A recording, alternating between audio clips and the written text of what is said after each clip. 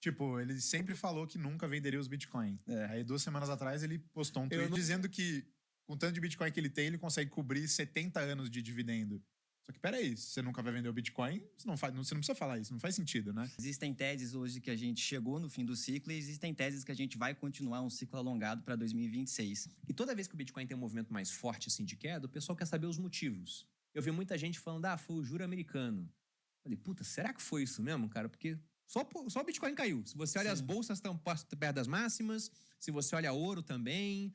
Então eu queria saber, tem alguma coisa na opinião de vocês por trás dessa queda? Ou foi só um movimento realmente que a gente pode considerar que até dado momento é normal de mercado?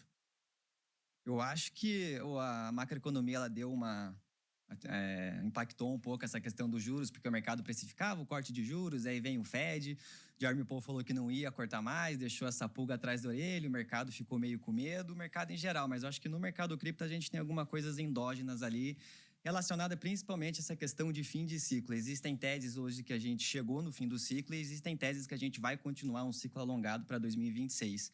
E eu acho que isso acabou fazendo muitos long-term holders venderem. A gente tem um gráfico que é até meio atípico para mim, que normalmente esses caras eles vendem em picos de mercado, principalmente em 2024, que a gente teve aquele pico, depois em 2025 Qual a definição do long-term holder, para o pessoal saber quanto tempo esse cara está segurando? Investidor de longo prazo de 6 a 1 ano para frente, que eu nem considero tão de longo prazo assim, né? Porque 6 meses, 1 ano, mas é como o mercado olha para esses indicadores on-chain. Mas é um indicador interessante que eles estão vendendo agora. A interpretação que dá para ter, falou, a gente está tendo uma distribuição dessa galera, que eles acreditam que não vai ter mais ciclo, eles estão desfazendo essas posições, que pode ser o motivo dessas grandes pessoas vendendo. E uma desalavancagem também que aconteceu, que eu acho que o mercado cripto estava alavancado, estava uma mini euforia ali. Muitos ETFs também, que eu acho que o preço que acabou pegando ali seria 95 mil a barreira dos holders. A gente começou a cair para baixo dela, começou a cutucar os outros players do mercado e a média dos ETFs estava em 89 mil dólares o suporte. Não começou a incomodar essa galera e começou a ter uma saída muito grande. Então, acho que a macro teve o seu papel, mas o mercado que já estava alavancado, muita entrada, o pessoal começou a tirar capital com possível medo de fim de ciclo, ETFs vendendo. Eu acho que tudo isso acabou corroborando para essa queda um pouco mais acentuada que a gente teve. Mas então você acha que é uma coisa que é mais ligada a essa dinâmica endógena do mercado? Tipo, cara, bateu no final do ciclo. Melhor eu vender agora porque vai cair, depois eu recompro, do que a juro americano? Eu acho que são as duas coisas unidas ali. Porque teve essa reprecificação, que a galera ficou com medo. Teve o shutdown americano também, que retirou liquidez do mercado. TGA do Fed, que era 800 bilhões ali para eles manterem. Depois do shutdown, começou a 1 trilhão. Então, continua essa retirada de liquidez que acredito que é um dos principais pontos dessa queda do Bitcoin. Agora, com ele reabrindo, e vem essa perspectiva agora de liquidez, vai entrar de novo, existe essa tese, mas venda dos long-term holders, ETF, juros americanos e retirada de liquidez, eu acho que foram os pontos ali que fizeram dar essa travada no mercado agora. Tem vários aspectos no Bitcoin que tem esse caráter de profecia autorrealizável. Isso me incomoda por um lado e me fascina por outro. Várias vezes eu já comentei aqui sobre o quão bizarro é tu pensar que a indústria da inteligência artificial só chegou onde chegou porque o Bitcoin e outras criptomoedas aumentaram muito a demanda por GPUs, onde GPT e seus primos vieram a ser criados. Computação quântica é outro assunto que está agora super em alta e que, se a gente parar para pensar, o Bitcoin tem um papel fundamental em desenvolver a indústria quântica porque ele é o grande prêmio, né? Então, de um lado você tem Bitcoiners falando, não tem que se preocupar com isso, e do outro lado é de novo, uma profecia autorrealizável, porque o prêmio está lá, crescendo, e então as pessoas vão investir para tentar coletar isso. E a história dos ciclos, do padrão quadrienal do Bitcoin, cai nessa mesma categoria. Eu até tenho evitado falar disso nos últimos dias, porque a galera fica meio brava comigo na internet, toda vez que eu coloco lá a imagem do ciclo se repetindo, e os caras tá desenhando linha astrológica, isso aí é história para boi dormir. E eu já escuto isso faz muitos anos. E a história segue se repetindo. Se esse foi o topo do ciclo... Se esse foi o topo do ciclo, ele aconteceu dia 6 de outubro, 535 dias depois do último halving. Ciclo passado, 528 dias depois do halving. No anterior, 527 dias depois do halving. Então, muito perto. A margem é muito estreita, né? A margem muito pequena. E isso estava cantado. As pessoas dizem, mas essa informação é pública, o mercado já se antecipa, precifica. Mas e aí, né? Pois é. O Lucas acabou de falar, teve muito long-term holder, muitos compradores não imediatos, assim, não quem comprou agora, nos últimos meses, que venderam depois desse dia e no meio da queda também. E eu concordo que tem uma grande razão exógena, que é a expectativa de corte de juros agora em dezembro, que foi quebrada. E aí, como razões endógenas, você tem essa questão da profecia autorrealizável. Tem muita gente que comenta o fato de que um índice grande acionário nos Estados Unidos está pleiteando proibir a entrada da Strategy e de outras ações parecidas nesse índice. Segundo o JP Morgan, na verdade, são 3 índices. Então, poderia ser bem relevante para a empresa em si. Mas isso, cara, não deveria mexer com Bitcoin em si, né?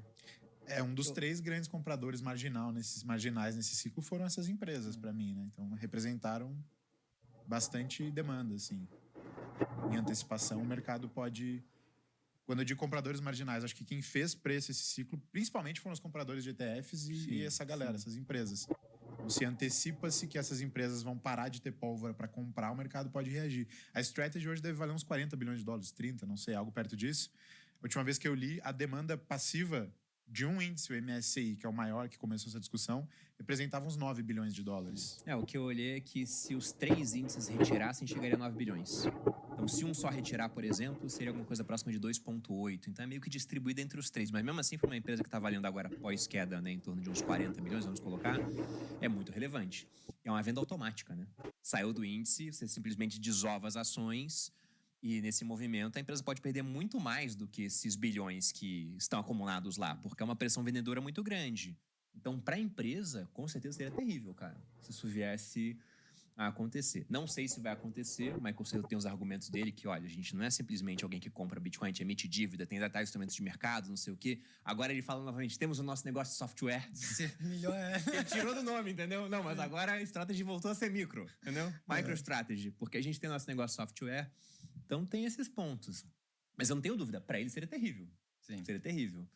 E as consequências disso eu não sei. Você sempre fala, pô, e se o MNAV cai abaixo de 1, né? Será que não vai ter gente vendendo Bitcoin para recomprar a própria ação?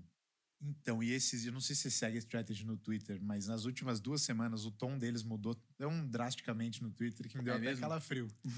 Você tá acompanhando? Tô acompanhando. Tipo, ele sempre falou que nunca venderia os Bitcoin.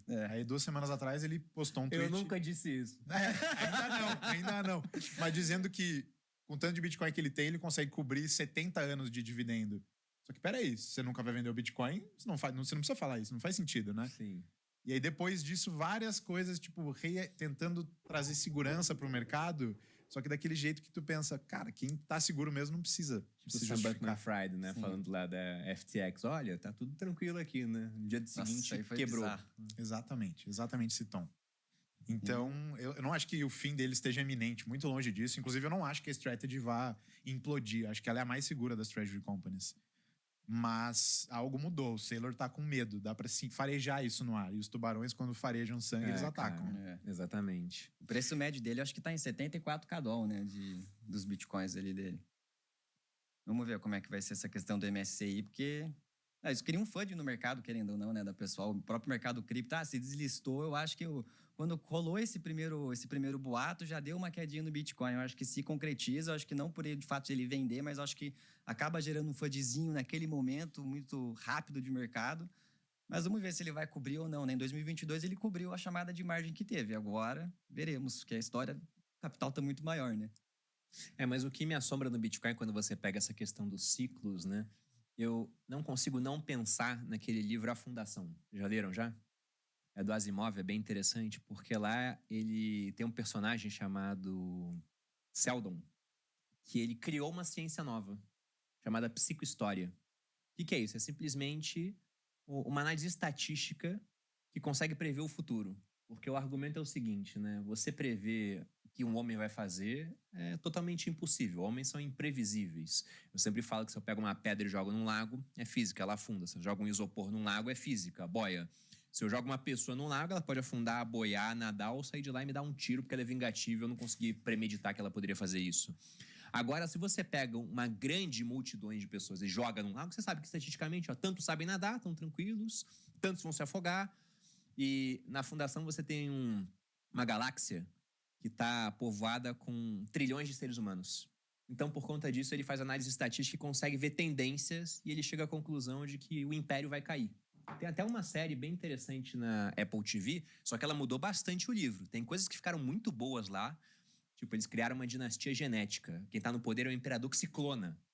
E aí tem o que tá no poder, que é o irmão Day, aquele que tá já na velhice, que guia esse cara, meio que um professor durante um tempo, que é o Dusk, ou seja, né, o Dusk seria, na tradução, Crepúsculo? isso, como crepúsculo. E tem o Dawn, que é a alvorada, que é o menorzinho que tá sendo formado por esse cara pra depois tomar o poder. Isso não existe no livro. Mas foi uma coisa que eu falei, cara, genial, porque você dá uma complexidade nova pro personagem.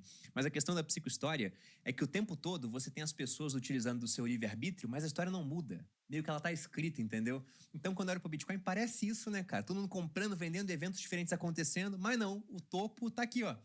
Bateu com a mesma distância praticamente de dias desde o halving passado. Mas isso se esse for o topo mesmo. Eu queria saber a opinião de vocês, sabendo que ninguém tem bola de cristal, todo mundo pode estar errado aqui.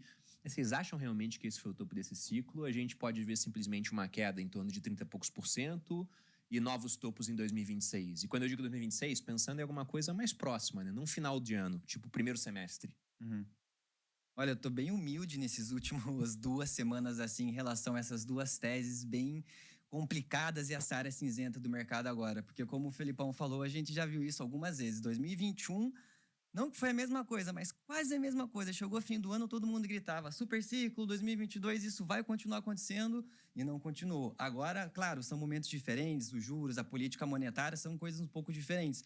Mas a mesma tese agora, a primeira fase do bear market, uma palavra forte, né, de um momento de baixa ali é negação. Então, existe negação no mercado hoje de que vai ser diferente, e até então as coisas não foram diferentes. O que a gente teve de diferente foi um topo antes do halving, e dali então o Bitcoin vem seguindo a sua trajetória. Eu não tô tão... não acredito muito em novos topos, de fato. Acho que eu tô um pouco cético perante a isso, principalmente porque a gente está abaixo de uma faixa importante para mim, tecnicamente, que é a faixa de 50 no semanal. Então, enquanto a gente não conseguir passar acima dela e ter uma narrativa e estrutura para a gente se manter acima dela, eu acho difícil a gente buscar novos topos. O que é a faixa de 50 no semanal? É aquela média móvel, né, de 50... A média móvel. Isso, a média móvel. Que nos últimos 3 ciclos também, toda vez que o Bitcoin perde ela, ele volta para retestar, mas continua caindo, e que dá esse período de bear market ali.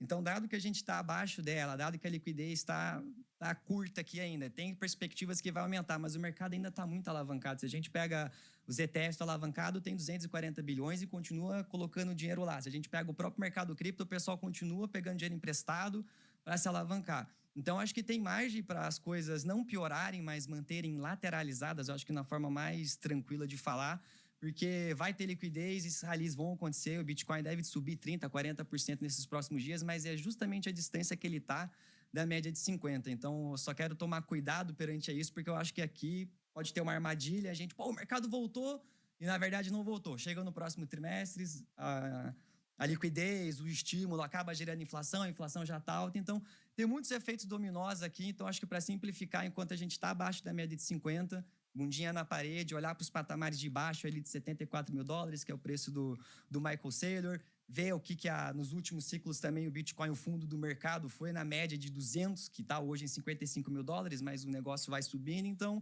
eu acho que mais olhar para baixo e risk-off abaixo da média de 50, a gente voltar para cima dela, a gente existe essas possibilidades de topo. Mas eu acho que está muito complicado agora, porque essas altas de 30%, 40% anima, mas a gente tem que ver se isso vai continuar. E foi o que eu falei, estou bem humilde, stay humble, stack sats, eu acho que é o caminho a se fazer agora, pelo menos na minha visão.